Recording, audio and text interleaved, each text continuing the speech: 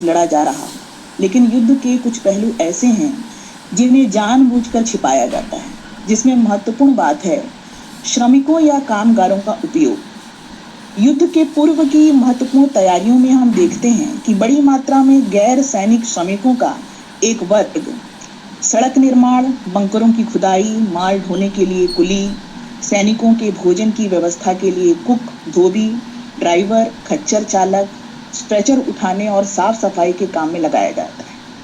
इसके अतिरिक्त युद्ध के अस्त्र शस्त्र, गोला बारूद आदि के निर्माण में इन श्रमिकों की भूमिका होती है। उत्पादन के क्षेत्र से जुड़े कामगारों पर युद्ध की स्थितियों में वेतन के कम होने या बेरोजगार होने के साथ जबरदस्ती युद्ध के खतरनाक कामों में लगाए जाने का दबाव रहता है, जो न युद्ध के दौरान और न ही युद्ध के बाद उनके इन कार्यों के लिए उनकी सराहना, वेतन, पेंशन, स्वास्थ्य या मृत्यु के उपरांत उनकी पारिवारिक स्थिति में सहायक होता है। हम देखते हैं कि श्रमिक या कामगार वर्गों का जिस भयानक रूप से युद्धों में शोषण किया जाता है, वह युद्ध की विभीषिका से कमतर नहीं होता। इसी तरह युद्ध के समय राज्य किस तरह स्त्रियों के शोषण के साथ उनके श्रम का उपयोग करता है, इस पर भी अगर ध्यान दें तो हम पाएंगे युद्ध के दौरान लाखों पुरुषों के युद्ध में शामिल हो जाने से कामगार स्त्रियों पर घरेलू काम के कार्यभार के साथ कृषि या कारखानों, फैक्ट्रियों आदि में उत्पादन के अतिरिक्त कार्यभार को लाद दिया जाता है। प्रथम विश्व युद्ध का अगर उदाहरण लें तो राज्य ने युद्ध के दौरान सेवा के नाम पर स्त्रियों को युद्ध के मैदान में नर्स, डॉक्टर, एम्बुलेंस ड्राइवर, अनुवादक, युद्ध उत्पादन के सामान में निर्माता के रूप में मैकेनिक, एक्सरे ऑपरेटर, लिपिक, रेडियो ऑपरेटर, टेलीफोन ऑपरेटरों आदि में लगाया।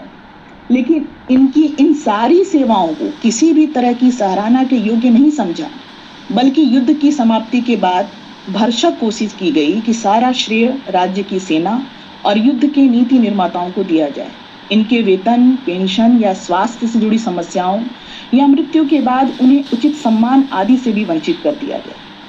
इस प्रकार हम देखते हैं युद्ध और स्त्रियों के श्रम का महत्वपूर्ण पक्ष यह है कि युद्ध हमेशा से ही अनुत्पादक श्रम रहा है, जो समाज को बेहतर दिशा में ले जाने के लिए उत्पादन, वैज्ञानिक शोधों को आगे बढ़ने के लिए उपयोगी नहीं होता।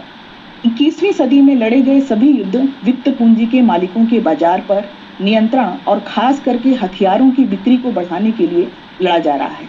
आज का युद्ध सैनिकों के मनोबल की जगह किसी भी देश की तिजोरी के खनकते सिक्कों के बल पर लड़ा जा रहा है। अक्सर यह कहा जाता है कि अमुक देश संसाधन संपन्न है, इसलिए युद्ध में वह जीत हासिल कर सकता है। हम भी देख रहे हैं कि रूस अपनी खनिज संपदा तथा हथियारों की बिक्री के बल पर पिछले 3 साल से युद्ध लड़ रहा है। जाहिर सी बात है कि युद्ध पर किए जाने वाले खर्च अक्सर नागरिकों के स्वास्थ्य, शिक्षा तथा बेहतर जीवन की सुविधाओं में कटौती के कारण बनते हैं।